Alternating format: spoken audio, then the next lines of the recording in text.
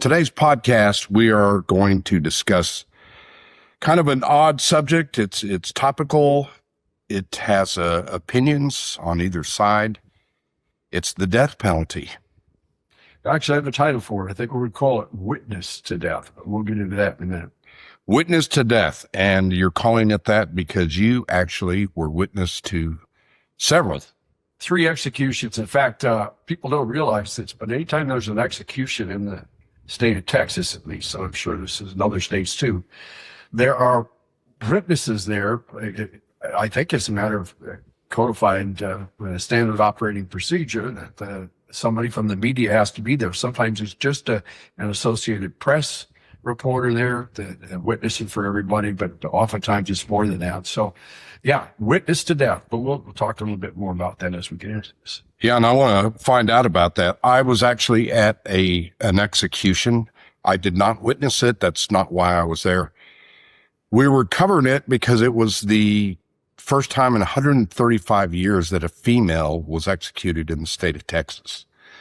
So they sent a crew. I don't even remember who I went with. All I remember was the spectacle outside. And they had a big screen and an interview. The woman's name was Carla Faye Tucker. And it was really emotional, and there was anti-death penalty people, because apparently, like many of them, you stay on death row long enough, then you find religion, you find Jesus, you find God. You change. There's no doubt. I'm not disputing that anybody changes when you're on death row. But then the question is, do we stay the execution? I don't know. Yeah, in fact, if I remember right, I do vaguely remember, there were like celebrities there too, right? Yeah, Bianca Jagger was there. I was like 1 foot from her. She was, and there was a whole contingent with her there. And actually, I researched this a little bit to kind of jog my memory.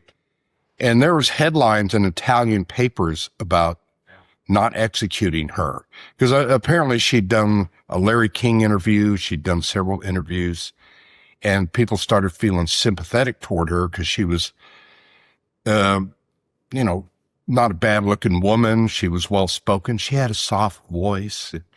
She talked, and she got married while she was a prisoner. There was all these other factors involved with it that made her a sympathetic figure at the end. Well, I came in 1983, and that was shortly after the Supreme Court had stopped all executions in the United States for decades. And it was, I think, in 1982 that there was a guy was executed. His name escapes me right now, but then I remember being in Texas I came in 1983, and again, it's the same kind of scene you described, because it's a big deal then. They started executing people again. There was a guy named Cowboy Autry who was put to death. And again, I was like you. I was there to cover it. There was a big mob scene outside. There were protesters. There were probably dozens of reporters and photographers around. So for a few years, once they started executing people again, it became very much a news story that you sent your reporters down to Huntsville for. And my opinion of the death, you didn't ask me my opinion, but I'm probably like a lot of people. Am I for it? Am I against it? That's a complicated question with nuance, because you take a guy like Ted Bundy. He needed to be executed, I think. I'm not against his execution, but generally speaking, the whole showmanship of the execution and all that stuff just bugs me. I kind of come down the same way. I've heard arguments on both sides, even the religious argument. I mean, I think there can be an argument made both ways, that there is room for the death penalty in the Christian faith, for example, and other faiths. But myself, I don't know. You have mixed emotions about it, because too often we are sentencing people. And the more I get into a lot of the documentaries I've been working on over the last couple of years involve wrongful convictions. So you get people that were wrongfully convicted and then state executes them.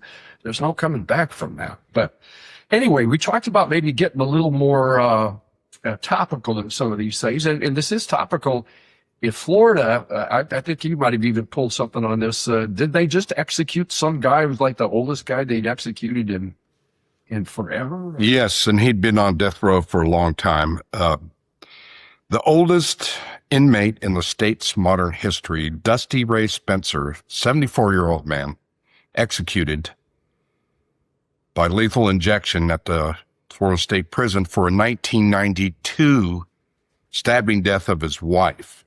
Think about that. He'd been on death row for decades and decades. You know, in fact, when you mentioned that story to me, I also looked it up and it said the oldest guy ever executed in the United States was 83 years old in Alabama.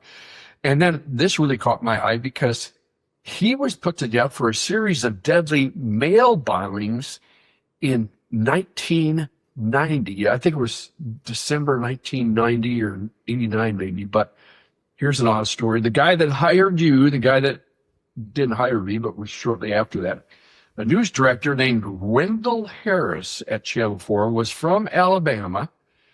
And the first guy that died in this mail bombing thing was a judge from Alabama that was Wendell's friend. So it surprised everybody in the newsroom. Wendell puts me and a photographer on a plane and sends us to Alabama to cover a bombing in Alabama, which is... that doesn't make sense for a local Dallas station. Was he a federal judge, though? Yeah, he was a federal judge. It was a big deal, and it became something of a national story, but it wasn't the kind of national story that would have led... Nobody else in Dallas sent their reporters to cover it. It was a personal thing from Wendell Harris, so that sort of thing happens in it. So let me go off the track a little bit so people know. You're a reporter, right, and you had a photographer. So the news director says, I want you to, if I can imitate Wendell, Richard, I want you to go to Alabama and cover the judge's death. What's your angle? How do you figure out what you're going to do? That's a good question, because when we got there, I just decided, well, we're just going to cover it like we're a national correspondent for CBS. We're CBS still at the time. So that was your approach. Yeah. It's just covered like you would cover. And it had become there was a second bombing, which I think, it's like a left-wing activist officer or something. There was another person killed in it. So it became a national story. The odd thing about it was, just shortly after that was when the United States decided to kidnap Noriega.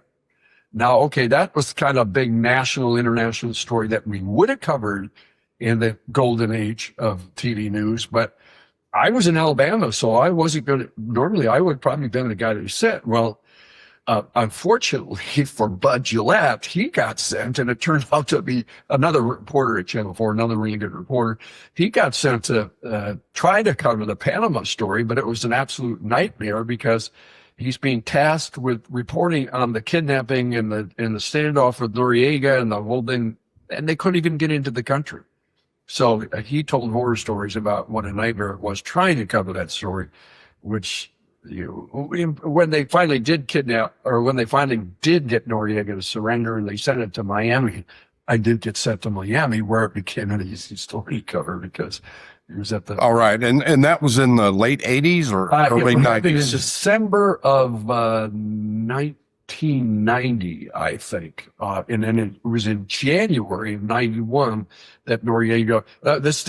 they invaded Panama in... it could have been 89, but I think it was 1990. They invaded Panama with the idea that they were going to get strongman Noriega and get him out there because he was working with the drug cartels and he was corrupt and this kind of stuff. All right, fast forward 36 years. Yeah, history repeats itself. Yeah, with Venezuela. So anyway. Yeah. But you take stuff like that. I'm listening to you in the chaos, bombing federal judge. Yeah. Noriega, dictator, kidnapped or whatever they did, arrested or invaded Panama. That was 35, 36 years ago. And so I hear young people today say, it's never been like it is now. And having lived through a lot of stuff, I have to say, well, yeah, it kind of was. Kind of was. Kind of was. And the Waco, the fire, all this stuff. There's always, that's one of the reasons you get into news, right? Oh, absolutely. And, you know, just talking about it brings back, those were the days. Again, we talked about this longingly, I think, the golden age of television, where I had always wanted to be this network correspondent, got sent around to do these kind of, well, I was able to do that. Yeah, you did it anyway. I mean, you know, I remember going home for the Christmas break, the Noriega thing. They finally, he surrendered. They got him out of there. They took him to Miami. So as soon as I got back from Christmas break, they put me on a plane to go to Miami to cover it from there, which again was a good, easy story to cover because of news conferences outside the federal courthouse and Noriega's picture being, you know, taken into custody and all that. So, all right, I'm going to back up a little bit because I'm still intrigued by this. I don't think people realize how difficult it is to, quote, cover a story. So you, the reporter and the photographer, have to figure out, well, what is the story? Sometimes it's obvious, sometimes it's not. Do you ever find a story behind the story and then have to pitch the station? You know what? I think I'm going to change the angle of this. Or how do you get this all approved? You know, you would call that a sidebar story, and yeah, you would look for those kind of things, something that somebody else had missed, or some different angle that you could take would be great. But you still had to cover the main story. That had to be, you know, okay, Noriega is taken into custody. He's appearing in court today. Here's what the government said after it.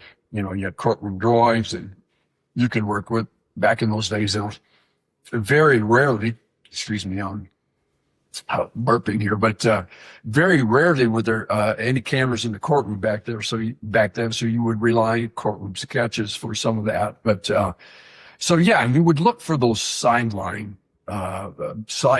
stories. But and if you found them and you could successfully pitch it to the station, your stock as a reporter would go up too, because look, and they got an angle that everybody else missed, or that, you know, we wish we had, or something. Yeah, and that would separate you from the rest of the crowd. Yeah. Now, I didn't do what you did, and I went on some stories, and I went to Columbia one time, but, you know, I was in the background, technical guy, editor. But I had that same feeling you had, where I thought, man, we are doing it here in Dallas. We're going to Columbia and Panama. We're doing all these big time things. Who needs the network? Well, we kind of, and again, I think we have touched on this before, but I think it's important for people to realize that by that time, satellite technology was to the point where satellites were cheap, reliable. The network would send a satellite truck there. So if you wanted to go do something from anywhere they could get a satellite truck to, they could pop it on the bird. You could feed your story back. You could do your live shots from there. Yep. And at that time, you had to send your own photographer and editor. After a few years, all the networks started doing, they would actually assign network reporters and photographers to service the affiliates. So if there was a big earthquake or wildfire out west, there would be a network reporter for CBS or NBC or whatever who would go out and do the story of the day and just feed it out to the affiliates. And then you could get them for a live shot. For example, of course, there was only so many slots, and the higher markets got the first slot. If it was the lead story, you wanted them right at the top of the hour, that kind of thing. But so that it became less important to send your own photographers and reporters, although I would always argue, and sometimes with success, they're not going to cover this story the way we would cover it. They're not going to look for that Texas angle, that Texas sidebar, those Texas interviews that we can pull into it that make this a Dallas-Fort Worth story, not a national story. So, but that was kind of a interesting time period where they still sent us, even though there were network reporters who were ready to produce a generic, right, here's the story for you. If you really wanted it covered as a DFW story, you really still probably sent your own people. And last week, Ryan Davis was talking about the helicopter. You and him were talking about the promotion for the helicopter, that whole thing when David Goldberg was there. We have a helicopter. We can go anywhere. Sky 4. Power can. Yeah, power can. Well, the satellite truck was similar We've just spent $500,000 on this truck. By golly, we're going to use it. Yeah. So there's a hurricane. Let's send it. And later on in my career at KDFW, I was responsible for booking satellite time, which maybe we could do another podcast on how that technology has changed. But CNN basically controlled it all. And you called them and you booked little 15-minute windows. Yeah. And They that's had all the satellites, right? they had all the satellites. Yep. Ted Turner, way ahead of his time. But getting back to the subject here and the story, topical, right before you came over to the makeshift studio, I was reading two cases. Well, one of them is not in trial yet, but Tyler Robinson, who is alleged to have killed Charlie Kirk, and the other one, his name, Luigi. Everybody knows Luigi. Luigi Mangione. I thought that trial had started, but it's slated for September, I believe. And the death penalty is on the table for both of them. In other words, can we plead to a life sentence, or what is it going to look like? So there's a strategy there to do that. And I think they denied that for Tyler Robinson up to now. But even if you get sentenced to the death penalty, which now it's pretty much all lethal injection, isn't it? At least in Texas, and I'm going to get into that. Texas, at least in my experience, knows how to do that right. There have been other states where they've had, guys suffer for 40 minutes before they finally die. That was the case up in Oklahoma a couple of years ago. That was where this seems like they really botched the thing. But again, we'll get into this, and we're about to get into this. But I've watched them do 3 times, and it was. I have to be careful about this, but they know how to do it. It appeared to me that it happened very quickly, and in all 3 cases, they didn't suffer. So if you're going to do it humanely. Right. And I guess that's my problem with the death penalty from a civilized society. It's the ritualistic part of this.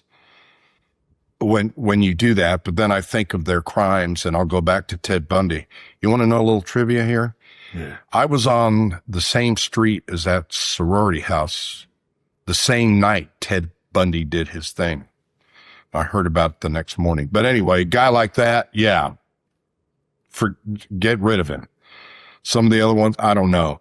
So how does that work? How did you get selected? Yeah. Okay. Let's go back, because I was a pretty new reporter. This was 1985. I came to Dallas in 1983, late 83. So there was, I think it was I made some notes here. This guy's name was Charles Milton. He was 34 years old. He was executed on June 25th, 1985. And he was the 8th person to be executed since the state had resumed the executions. And the reason they sent me was because he was a Fort Worth guy. He killed 2 people in a convenience store robbery. And so again, at that time, this is only number 8 in the execution. So it's still a big story. It's still a story you send Brian Lockhead and an editing team and a reporter and everything down to Huntsville for this. And it would happen at night generally, and that kind of thing. And became, you would even maybe do a live shot from there. So they sent me down there to do it. So that's the first time. And I want to preface this a little bit, because I've had this discussion with people before, and they've said to me, how in the world can you witness somebody die? And that's what I was going to ask you. I've never had a good question for that, except they assigned me to do it. And I don't remember any hesitation at all. I just said, okay, well, I will do it. Somebody's got to do it things. So, okay. And you kind of separate yourself. Yeah. And you do. I mean, again, I think it helped if I'd have known the people involved in the thing, it would have been much more difficult. But this guy was a bad character. He's one of those, he wasn't Ted Bundy, but he was not a guy anybody was shedding any tears over. But let me just describe what the execution looks like and why this one was different from the other 2 that I witnessed. They have a room. You can go on the internet and look at this. It's a rather small room that's got a gurney, and it's got IV things going in, and they bring a guy. By the time you come in, there's 2 rooms for viewing, and they're separated by in the middle by a wall. So one room has the family of the whoever was murdered. Another room has the family of the guy who's being executed, the guy or gal who's being executed, and in one of those rooms they also put the media, and there will be like some police, whatever. In that, now in this one, I don't remember how many of us. There were probably 4 or 5 of us in there, In the room. and in this, it's a glass room, and you can hear what's going on. You can see what's going on, but the glass is thick. And again, you could actually you could hear wailing in the room next to us, where somebody's crying about the execution or whatever. But this guy was very, right up to the end, was just very he was not asking for forgiveness on anything. He was just he is a black Muslim guy, and as I remember, his final words were, "There's no God but Allah," and he told his brothers and sisters to remain strong. But I don't remember any sort of remorse expressed at all. He seemed very angry, and again, he's strapped to this gurney. He's got something running into his arm, and after he said his last words, whoever's administering the lethal dosage does it. And in that case, all I remember is he shuddered a little bit. It might have groaned a little bit, and it was over. That was it. And again, if you talk about other states have struggled with how to do this humanely, at least in that case, it was over quickly. Now, I'm going to talk about the other 2 cases in a minute, but the difference in those 2 cases was in the people who were being executed. In both cases, there was a remorsefulness. You talked earlier about people having found their faith in Jesus, or in both the other cases, it was Christians. And but again, there was a big gap between 1985 and the next one I would witness would be in 2014. So think about that. That's a big gap. That's a huge gap. And the reason was because executions in Texas were no longer news. They happened all the time. I mean, I shouldn't say all the time, but half a dozen a year or something like that. A dozen a year. Dozen? I mean, you could look at the figures. I may be overestimating a little bit, but I think there were years that there were, maybe 1 month on average kind of thing. It would go in spurts, and I think it's less now. But the next one that they actually sent me to, and again, this is because it had a local connection. It was a newsworthy case and a local connection, and it was a female. You talked about Sarah Faye Tucker. Carla Faye Tucker. Carla Faye Tucker. This one was a female, a black female, 38 years old. She was executed on September 17th, 2014. And if you go on the TDCJ's media witness list, they'll list, there are 6 of us listed on there, including Richard Ray, KDFW TV in Dallas. And it looks like Todd Unger, I believe he's a reporter from Channel 8, was also there. So it's kind of story. It was a DFW story. She was convicted in Tarrant County again for the death of a 9-year-old boy. I think it was her roommate's son, and there was authorities found the child dead at the residence, severely malnutrition. A really sad story. Really sad story. She had a co-defendant, Marcella Williams, and she, I think she was not identified. She was not executed. I think she. So she got a long prison term. Yeah, a prison term, but I don't think she would. Anyway, Coleman, the woman I went to see executed, was the 6th woman executed in Texas since the death penalty was reinstated. So Tucker was the first, she was the 6th. But again, it was a news story because for whatever reason, the case was kind of horrific. A young boy basically starved to death kind of thing. But in this case, the woman seemed to be very,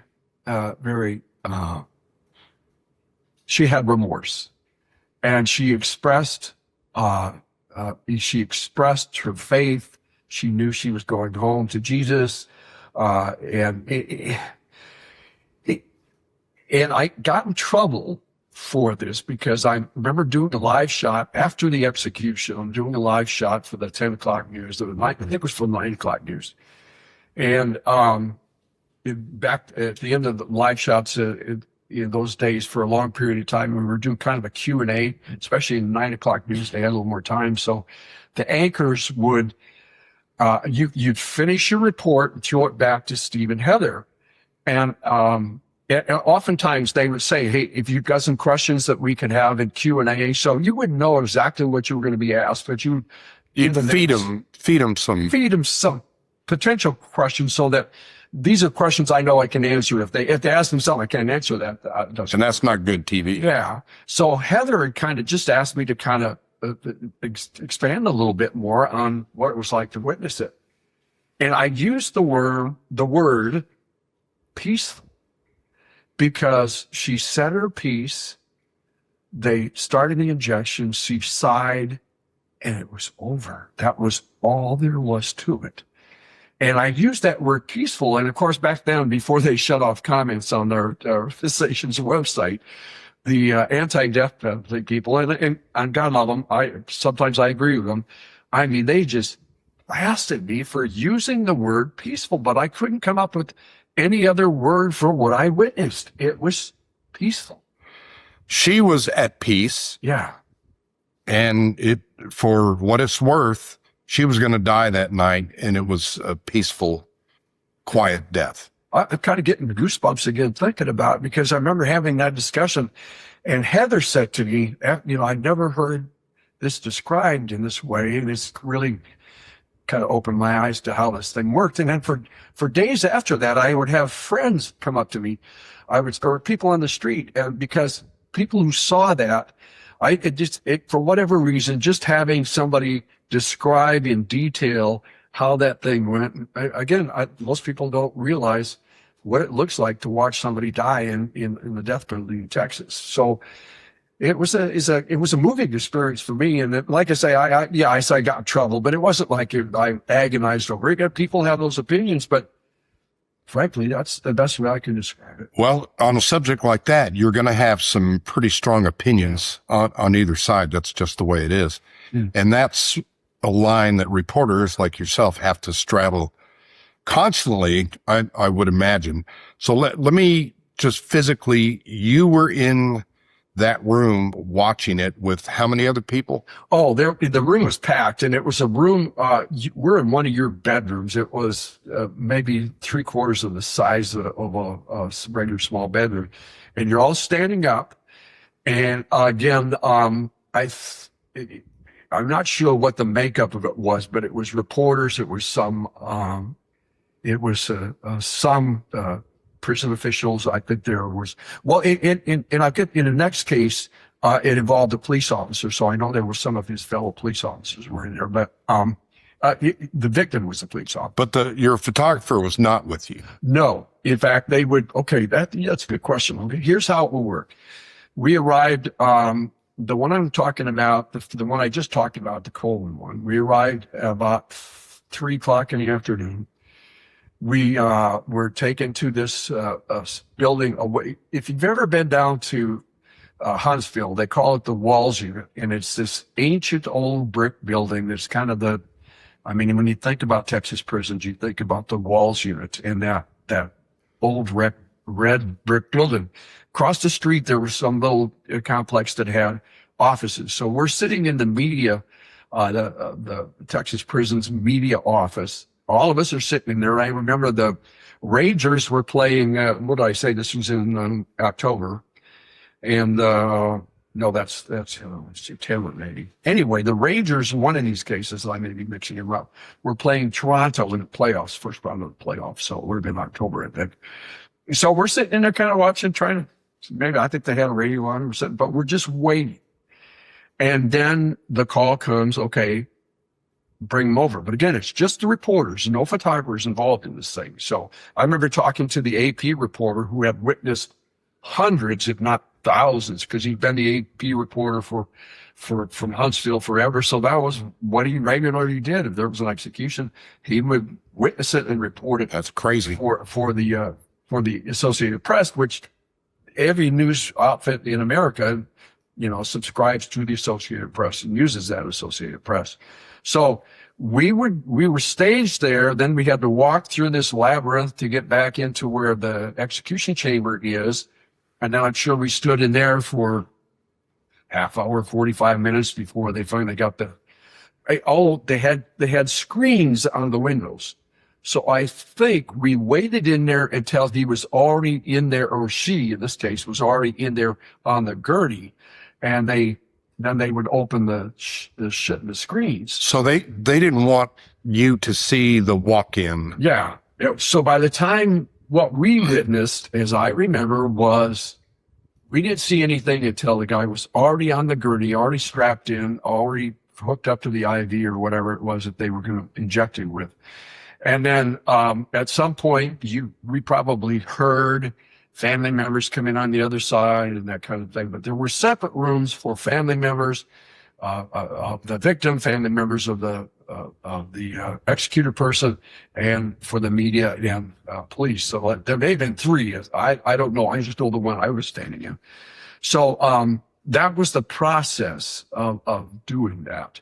And then when it was over, part of your job was you would file out, and they would have a microphone on a stand set up. In a big case like the one where you attended, right, there would be this gaggle of reporters and protesters and everything else standing around listening.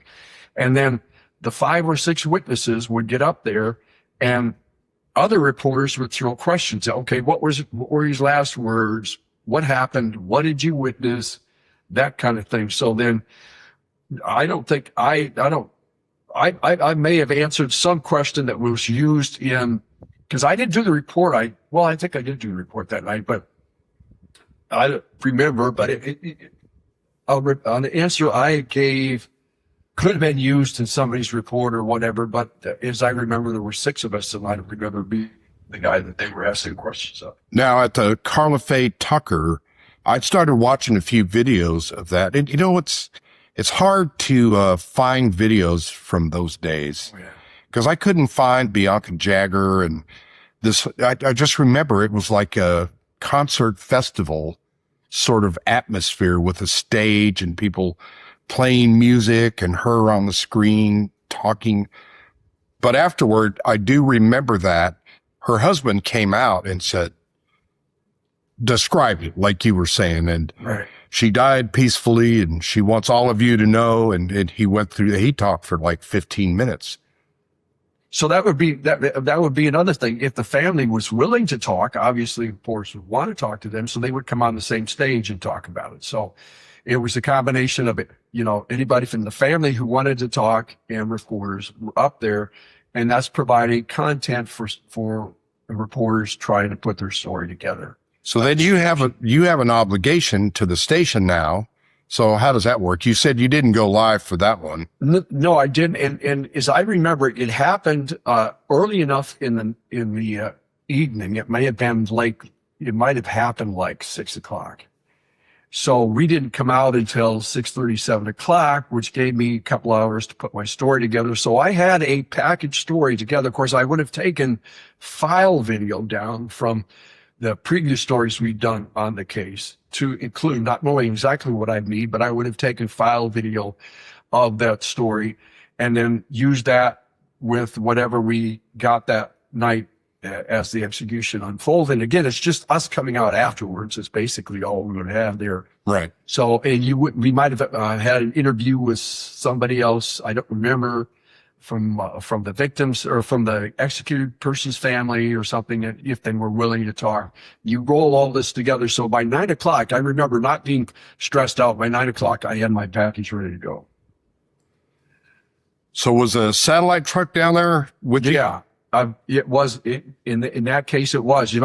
As time went on, we used that $500,000 satellite truck or whatever it cost less and less, because there were other ways to do it. You could do it with the newer technology. You didn't need a satellite. Yeah, you didn't need that big old truck. But at that time, I have a memory at least of editing in the satellite truck. So yeah, it would have been. Okay. Now, we can move on to the third one, Yeah. unless if you don't have any other questions. But the third one was interesting for a number of different reasons. This was a guy named Licho Escamilla, Hispanic guy, 33 when he was executed. And this was in 2014, October 14, 2015. And what did I say the previous? 2014. Yeah, 2015. So that's unusual. I hadn't done this for 40 years. Yeah, big gap, and all of a sudden, boom, boom. Well, two in 2 years. And in this case, again, Michael Grazik is one of the witnesses. Tanya Iser, excellent reporter from Channel 8, was one of the witnesses, and myself. And the reason this case was important to Dallas-Fort Worth viewers was because Escamilla was involved in a fight at a Dallas nightclub parking lot when he shot. It killed a male police officer. The police officer's name was Christopher James. And he was convicted of capital murder because he killed that police officer. Now, this is interesting because at least I didn't realize this till we got into the chamber, but apparently Escamilla had great remorse over this and had somehow forged some sort of a relationship with Christopher James' daughter, as I recall. And I don't have the exact words that he said, but he addressed the daughter. You could hear her crying in the next room, and it was something on the order of how really sorry he was. And apparently, again, these things happen, especially faithful people with forgiving hearts. She maybe realized this guy really was remorseful for having killed her father, so whether they'd have mail correspondence back and forth. But I do remember him saying something directly to her and kind of hearing her crying and wailing on the other side. So that was really emotional too. But again, the execution itself was just so, I'm not going to use the word peaceful again, but he finished what he had to say. They started the injection. He took a few breaths, and that was it. Okay. And I remember it came at a time in other states they're being sued because, Oklahoma or somewhere else had taken him 45 minutes to kill this guy. And he's obviously struggling the whole time. But in Texas, at least, in the ones that I witnessed, it was as humane as that could be. And again, I'll get some people that will holler at me because how can, But your point of view is you're going to do it. You don't have any control whether they do it or not. This went through a court and all that. You're just reporting what you saw and how that scene carried out. I am curious about the last words because Carla Faye Tucker had some beautiful words. Right. I don't have them in front of me, but I'm going to put them on the screen in this episode because it was so emotional and heartfelt.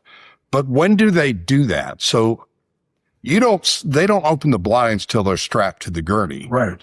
So do they say, like in the movies, any last words? No, it is. As I remember, that's exactly what it was. They'd open the blinds. There was I think in both cases, there was probably a religious advisor, like a chaplain or something with them. And they would, in somebody's case, they might give them last rites, and they offer them, do you have any last words? And again, in that first one I witnessed back in 85, the guy was still pretty combative and he was PO'd. He was angry. In the other two, again, I don't remember the words exactly, but I remember being moved by what seemed like really sincere professions of faith, professions that I know that I'm assuming the arms of Jesus and I'm going home and I love you all. I know that was said in both those cases, some sort of love expressed. Right. And so again, which led me to use that word peaceful that got me in trouble with some people. But In both those cases, they were very much moving last words, not long, but yeah. As they were laying down. Yeah. Did they put a microphone up There was, if I can. up in the ceiling? I think there was a microphone hanging from the ceiling, and that was what we were capturing all. Now, I will say this, by that time, my hearing was a problem, as you know. One of the reasons I finally left TV, although at 69, it was time to go anyway, but my hearing, even with hearing aids in a situation like that, I wasn't really hearing what the other guys, other witnesses were hearing and that kind of stuff. But, so I wasn't a really great witness for the public in those cases. But in my case, there were always 4 or 5 other people in there who had good hearing. Well, this whole, our podcast is about big stories, fuzzy recollection, facts, opinions. I'm going to put you on the spot here. Having witnessed that, which none of us have, does that change your opinion on the death penalty, or how do you feel about this? In one sense, it does change my opinion. It can be done humanely. Whether or not the death penalty is the right thing to do, that's a question that you and I talked about earlier. We both kind of struggled with. But it can be done, and Texas has proved that. It can be done humanely. In all 3 cases, the first case, it seemed to last maybe 30 seconds. The guy struggled a little bit, but no more than that. And in the other 2 cases that I witnessed, it seemed like it was over at seconds after they started the injection. So it can be done humanely. I will ask you, I went through Stephen ministry training shortly before my wife died back, I finished it sometime early in 2024. And part of Stephen ministry training is that we learn how to, you just be a good listener, but you're a care receiver for people who are struggling in Christ. Right. And often that involves a loved one who has died or something like that. So as part of that Stephen training, Stephen minister training, I remember the pastor was holding one of the classes, and he asked each one of us, have we ever been a witness to death? Well, I kind of said, well, this is going to take you guys some places you probably didn't expect to go. But so I talked a little bit about what we just talked about, having witnessed three executions in Texas prisons. So it is unusual for people in this day and age, it's unusual because oftentimes people die in hospitals and that sort of thing, don't have family around them.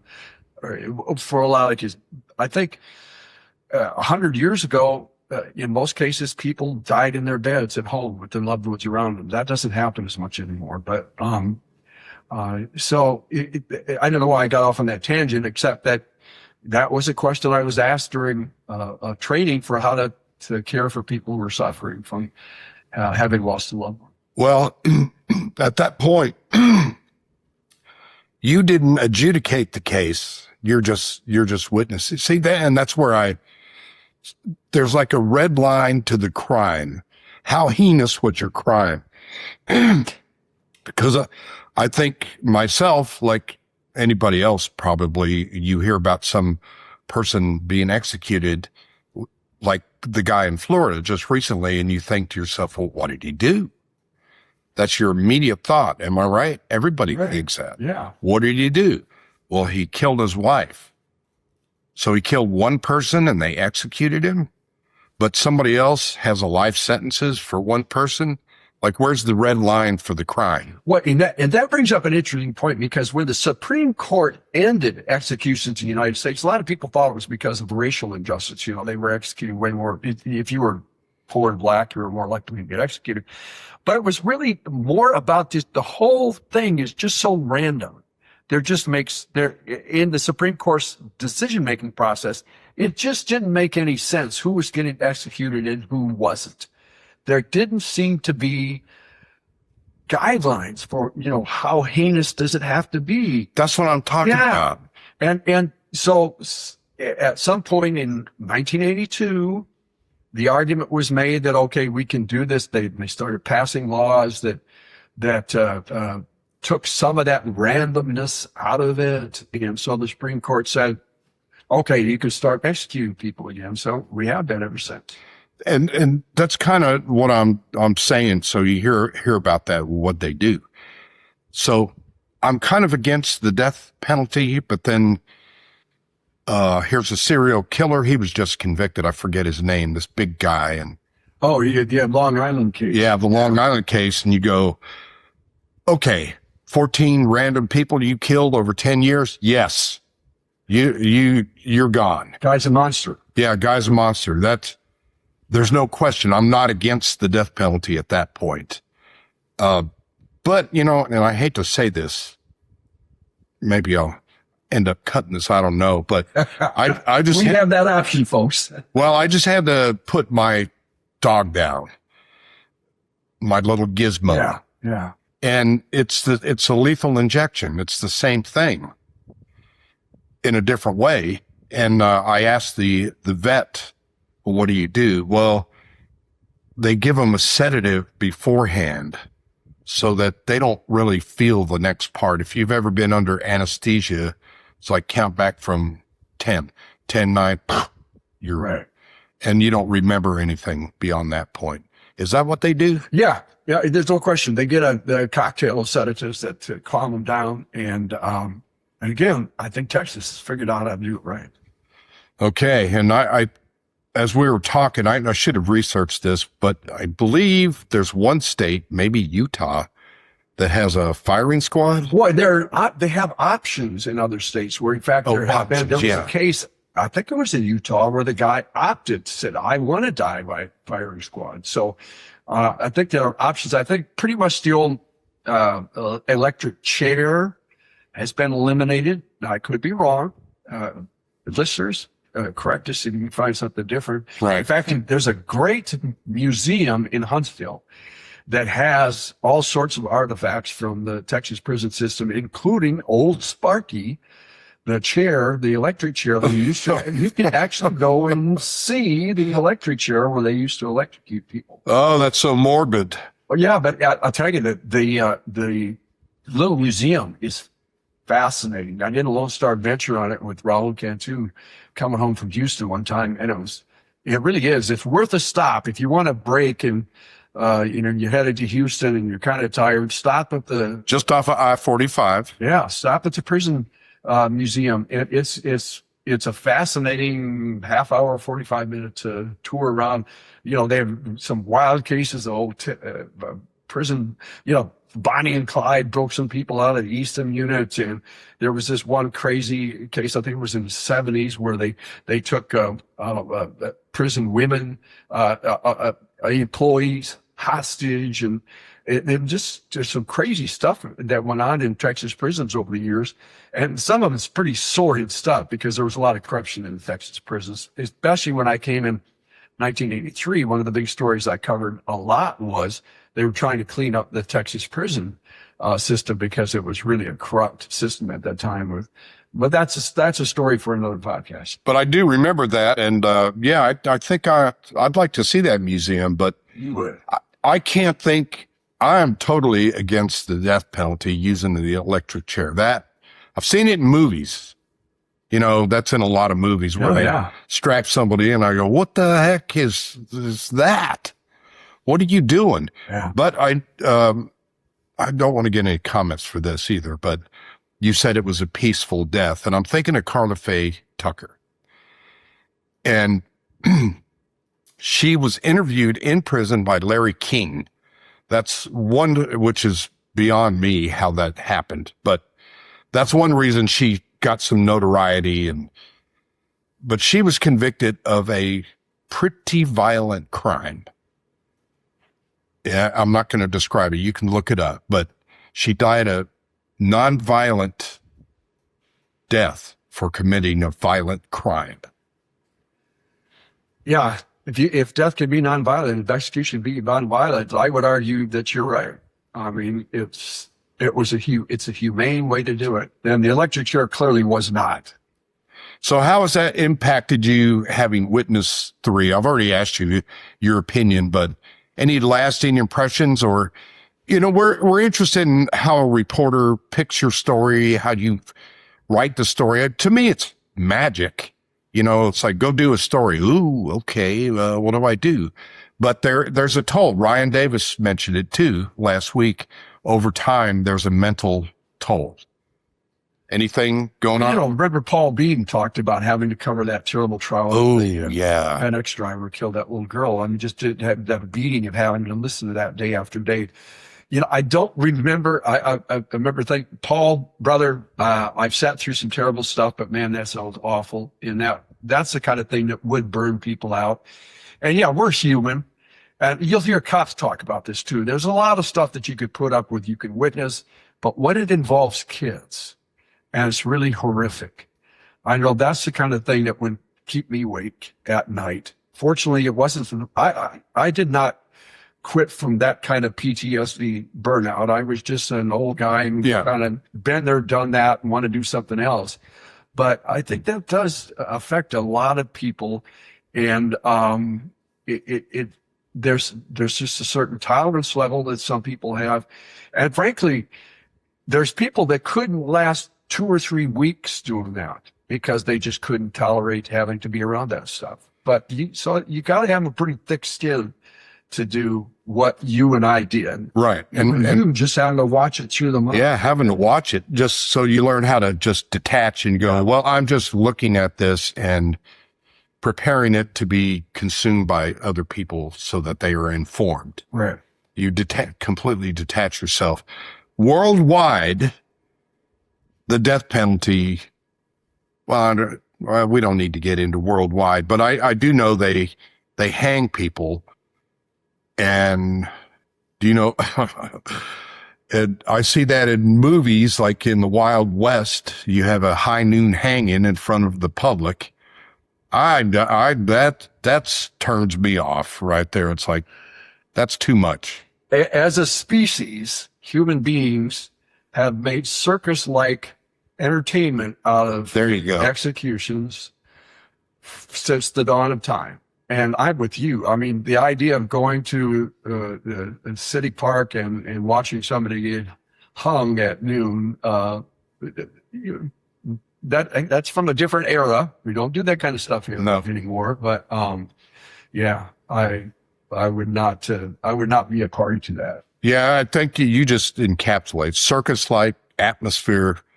Okay, let's leave this subject behind. It's interesting. People want to know what's going on, how the sausage is made behind the scenes. I want to know how a reporter thinks through stories so that they can, you could take 10 reporters and they're going to come back with 10 different kind of stories. So what's a good one? What's a bad one? What do you think we have coming up in the future for everybody? Well, I've really enjoyed getting together with guys and gals that we've worked with in the past, and going forward, we're gonna meet with a Hispanic reporter, legendary Hispanic reporter, who is doing some really interesting stuff now after she got out of TV news. So that seems to be a theme. I'm not going to mention it because maybe a couple of weeks before we can get her on, but I really enjoy hearing what people did after their TV news career, because so often the TV news career is a stepping stone to something else, and a great stepping stone, because you learn skills in TV news that you have to be able to juggle a dozen balls in the air every day. You have to be able to work under pressure. You have to be cognizant of deadlines. You have to be, it really hones your skills in a lot of ways that lead to other careers and probably more money, as I know it has for you and others that we talked to. So I'm just enjoying the personal stories. And again, we talked to Ryan Davis, the helicopter pilot who I worked with on documentaries now. Great guy. I heard stories from him. I couldn't believe them. I've known him for 25 years, and he's telling me stories I've never heard before. So I love that. And that is a curious thing that we've learned. We all worked in the same place at the same time. And you go, what? I didn't know that. And another guest who I kind of pre-interviewed on the phone, I won't mention his name, I told him kind of what we were doing, and he started telling me stories. I had no clue, and I went, oh my God, save that. Same. That I had no idea. I just thought of you as this, but you're really that. And you're right. It's a stepping stone. You learn those skills. You handle the pressure. I'm still pretty good at time management and don't understand why people aren't. You know, you look at the clock. That's something that kind of burns into you, right? Because the one thing in TV news, do not miss your slot. The monster eats at 5, 6, 9, and 10, and a bunch of other times. If you're not ready, it's going to eat ready or not. Hey, I got to tell you, Professor Lockhead, I've really enjoyed this. It's been a lot of fun. And thank you for getting me into it. Okay, and we will talk to everybody next week. Keep watching, keep listening, give us some comments, and we will talk to you later.